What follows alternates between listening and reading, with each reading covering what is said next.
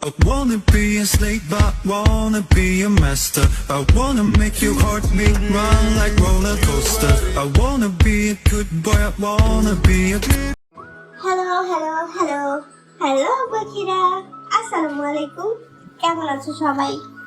আমি আলহামদুলিল্লাহ ভালো আছি, আর আমি আশা করছি তোমরাও ভালো আছো। দীর্ঘ 7টা দিন পর আমি আবারও তোমাদের খোঁজ নিতে পারছি।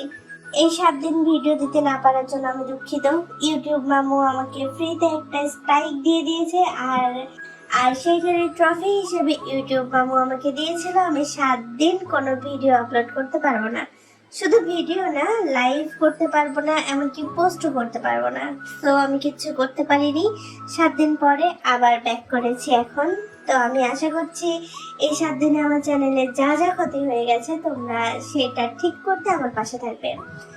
আর এটা একটা ওয়ান শট, এটা অবশ্যই একজনের বার্থডে স্পেশাল। আমার একটা পিচ্চি পাখি আছে, তোমরা অনেকেই জানো, ইস্যু।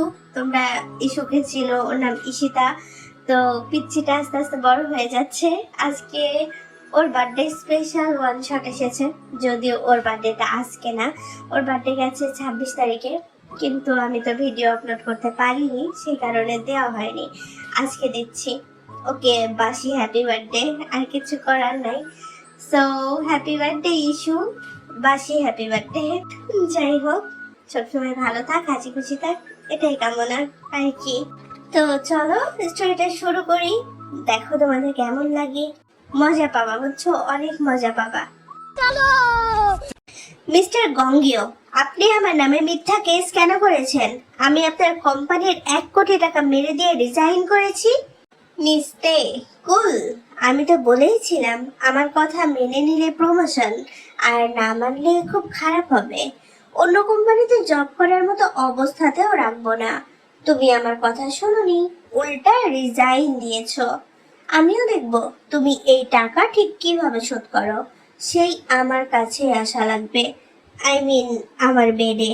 অন্য কোনো কোম্পানি তো তোমাকে এমনিতেও জবে নেবে না আমার কোম্পানির টাকা পে না করা পর্যন্ত। তার উপর তোমার স্টাডিও শেষ হয়নি এখন। তাই বলছি এখনো সময় আছে, আমার কথা মেনে নাও। জাস্ট সপ্তাহে 2 দিন আমার সাথে বেড শেয়ার করবে, ব্যাস।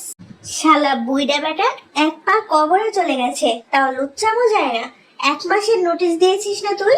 তার আগে তোর টাকা তোর মুখে ছুঁড়ে মেরে দেবো, দেখে নিস তুই। তের আগে গজ গজ করতে করতে কোম্পানি থেকে বেরিয়ে আসে। বাট এখন সে কি করবে? তের মা বাবা নেই, মামা মামির কাছে বড় হয়েছে সে। স্টাডির পাশাপাশি জব করছে, মাত্র 5 মাস হয়েছে। প্রথম দিকে তার বস তাকে খারাপ চোখে দেখতো, আর এখন তো একদম কুপ্রস্তাব দিয়ে বসেছে। তে রিজাইন দিয়েছে 3 দিন হলো। এর মধ্যে ওর মামি ওকে অনেক কথা শুনিয়েছে, তাদের ঘাড়ে বসে বসে আবার খাবে জন্য। আর আজকে পুলিশ এসে নোটিশ দেওয়ার পরে ওকে বাসা থেকেই বের করে দিয়েছে। তিনি সোজা বলে দিয়েছে তেকে বাসায় রেখে ওরা জেলের ভাত খেতে পারবে না।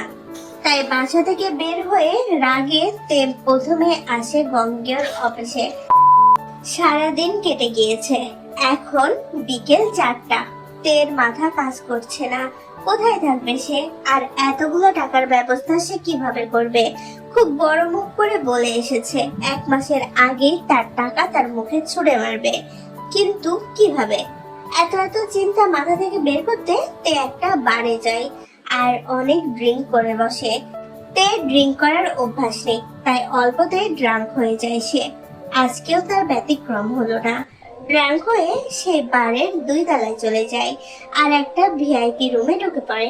সেই রুমটা ছিল একজন মাফিয়ার। তাদের জরুরি মিটিং এর মধ্যে তে ঢুকে পড়েছে।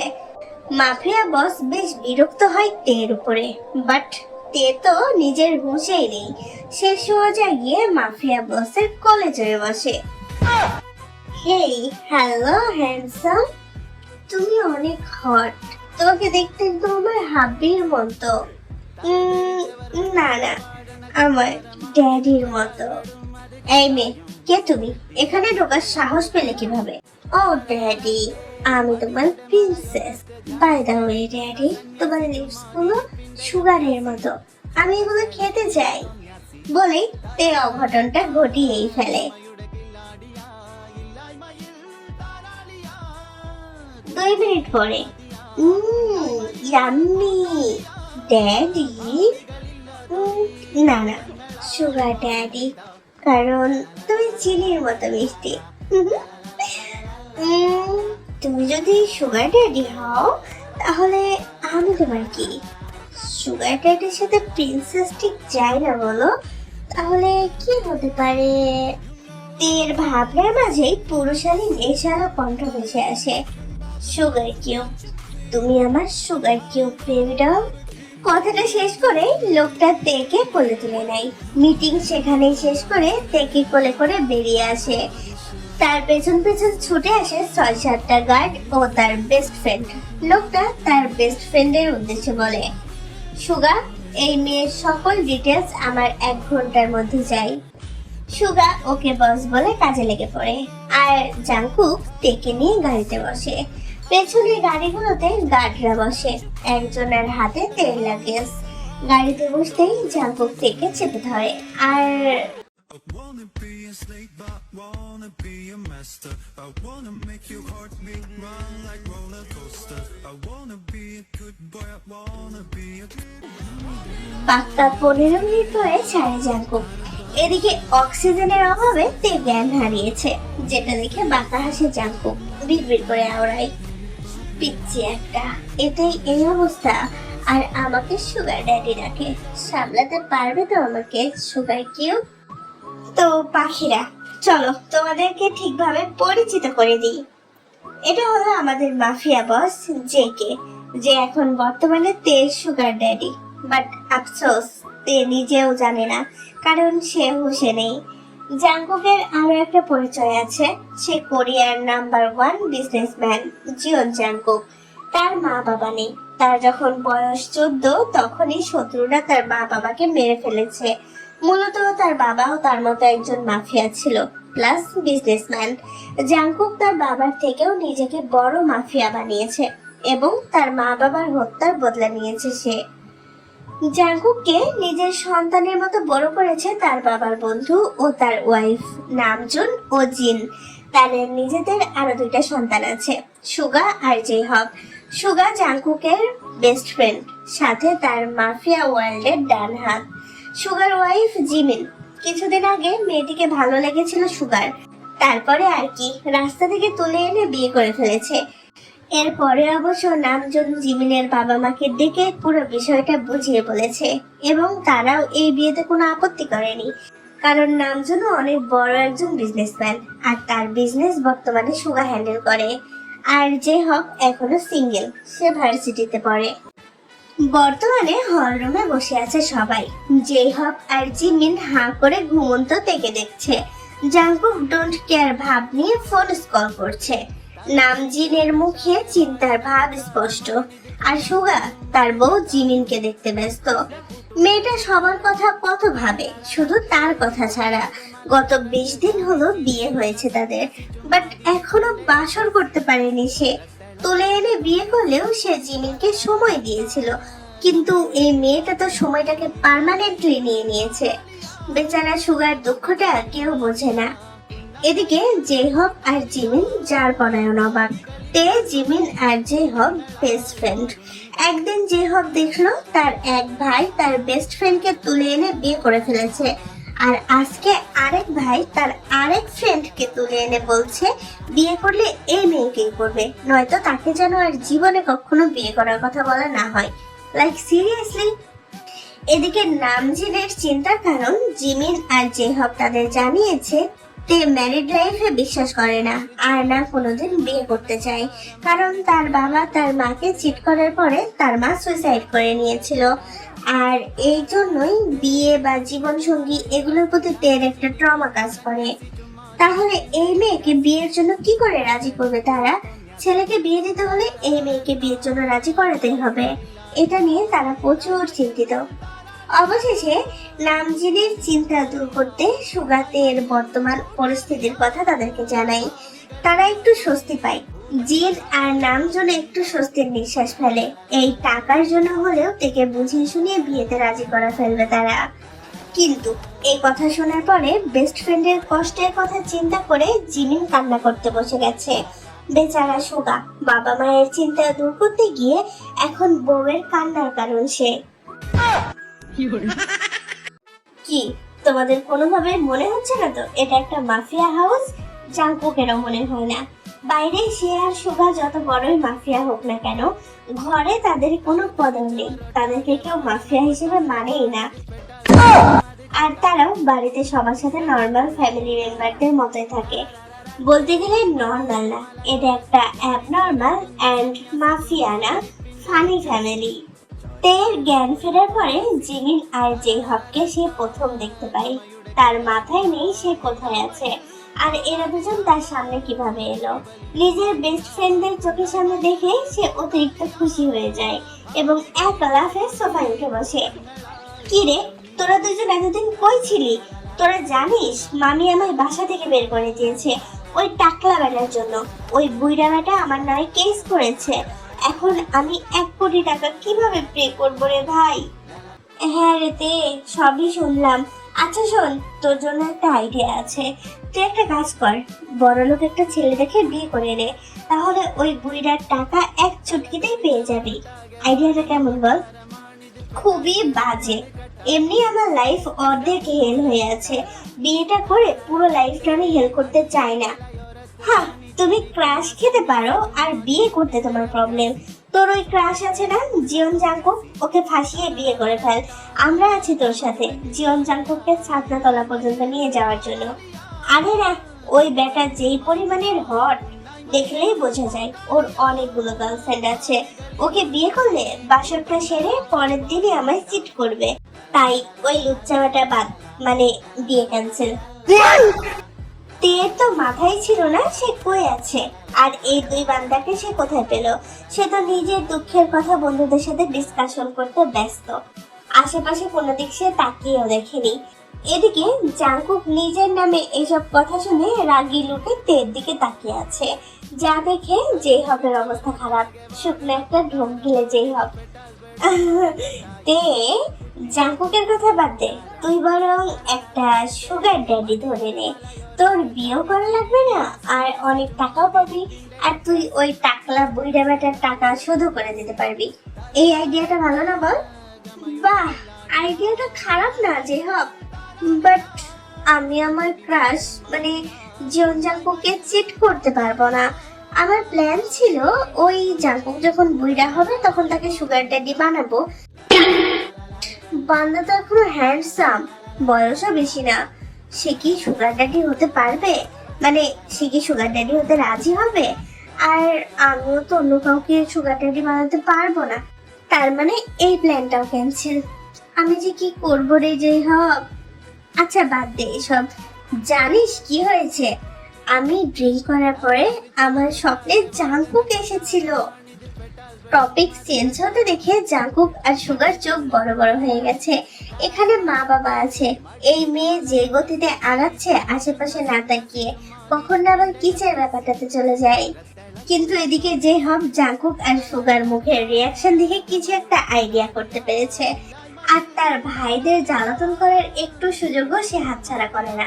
তাই তের সাথে সাই মিলিয়ে সে বলতে শুরু করে, তারপর তারপর কি হলো?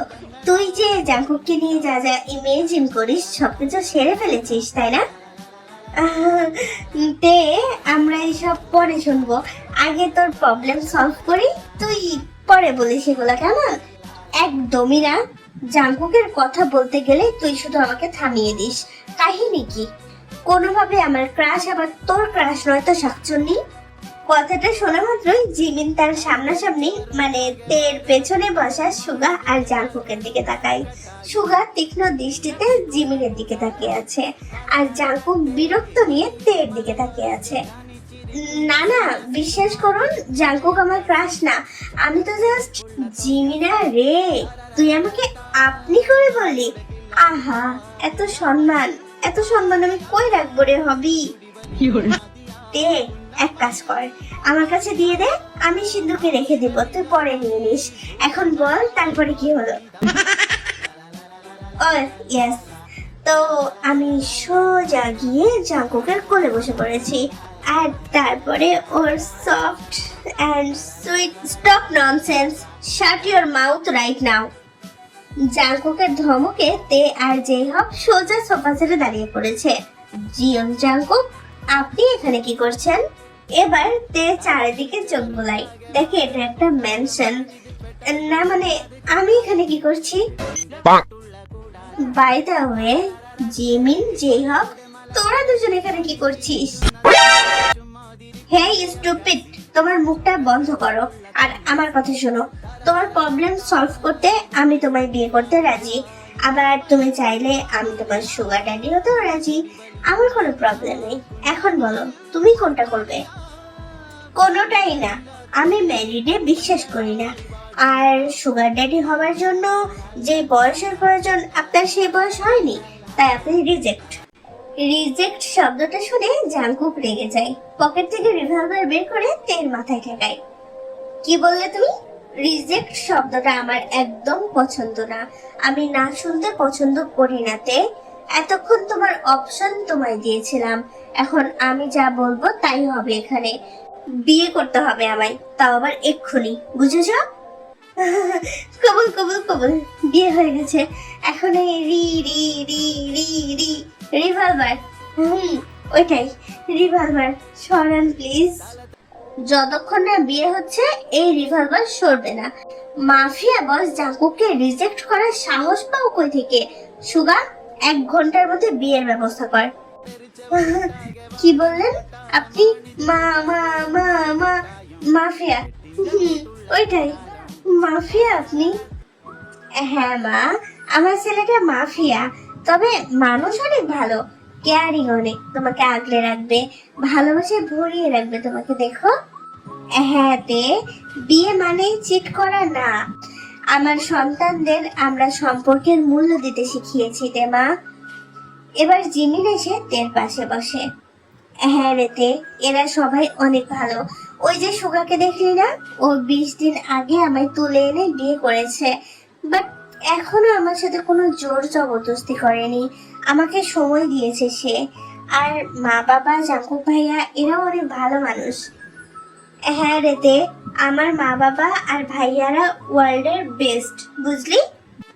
1 সেকেন্ড, মানে কি? তুই এই বাড়ির বউ আর তুই এই বাড়ির ছেলে, এর মানে তুই আমার যা, তুই আমার দেবর, আর জিয়ন জাঙ্কুক আমার জামাই। ও মাই গড, আমি বিয়েতে রাজি। হুট করে তের এরকম মত পাল্টে যাওয়া দেখে সবাই বেশ ভড়কে গিয়েছিল, কিন্তু একটু পরে সবাই অনেক বেশি খুশিও হয়ে যায়, কারণ তে বিয়েতে রাজি হয়ে গেছে। এরপরে আর কি, মিয়া বিবি রাজি তো ক্যা করেগা গাজি। সন্ধ্যার মধ্যেই ওদের বিয়েটা হয়ে যায়। জিমিন তেকে রুমে নিয়ে বসিয়ে দিয়ে গেছে। গেছে বললে ভুল হবে, সে তের সাথে গল্প জুড়ে দিয়েছিল। সুগা এসে এক প্রকার তাকে কোলে করে জোর করে নিয়ে গেছে, কারণ রুমে জাঙ্কুক আসবে। জাঙ্কুকের নাকি অনেক বেশি বাসর বাসর পাচ্ছে, তাই সে সুগাকে পাঠিয়েছে জিমিনকে বিদায় করতে। এদিকে বেচারা সুগা, সে এখন পর্যন্ত বাসর করতে পারলো না, আর জাঙ্কুক কিনা আজ বিয়ে করে আজই বাসর ছাড়বে। তাই সুগাও ঠিক করে ফেলেছে আজকে সে বাসর করেই ছাড়বে। शाबाश बेटा। সুগা জিমিনকে কোলে করে রুম থেকে বেরিয়ে যাওয়ার কিছুক্ষণের মধ্যেই জাঙ্কুক রুমে আসে। তে ঘোমটা দিয়ে বসে আছে। জাঙ্কুক এসে তের ঘোমটাটা তোলে, তার কপালে একটা চুমু খায়, তারপরে তের হাতে একটা টাকার খাম ধরিয়ে দেয়। সুগার কিউব, এইটা তোমার 1 কোটি টাকা, যেটা তুমি আর আমি কালকে সকালে গিয়ে ওই বুইড়া গঙ্গিওর মুখে ছুঁড়ে মেরে দিয়ে আসবো, ঠিক আছে বেবি? ঠিক আছে। জাঙ্কুকের এমন সম্বোধনে তে এখন লজ্জা পাচ্ছে। তো বেবিটা, আমি তো এতগুলো টাকা তোমাকে এমনি এমনি দিব না, তাই না? আমি যে তোমাকে এতগুলো টাকা দিলাম, এটার বিনিময়ে তো আমাকে কিছু দেওয়া লাগবে তোমার। জাঙ্কুকের কথায় তে ভরকে যায়। এই বান্দা বলে কি, এই টাকার জন্যই না সে তাকে বিয়ে করলো, আর এখন সে বলে কিছু দিতে হবে? বড় বড় চোখ করে সে জাঙ্কুকের দিকে তাকিয়ে আছে। বিষয়টা বুঝতে পেরে জাঙ্কুক বলে, তেমন কিছু না, আমার শুধু আজ সারা রাত তোমাকে চাই, তবে শুধু আজ রাত না, এখন থেকে সব সময় তুমি আমার। You are only mine sugar cube. জাঙ্কুকের কথায় তেল লজ্জাবতী লতা হয়ে যায়, তার গালগুলো পুরো লাল টমেটো হয়ে গেছে, যেটা দেখে জাঙ্কুক বলে, সুগার কিউব রেডি তো? আমাকে নিয়ে যেগুলো ইমেজিন করতে সেগুলো প্র্যাকটিক্যালি ফিল করার জন্য? Yes daddy, I am ready. আহা বেবিটা ড্যাডি না, কল মি সুগার ড্যাডি।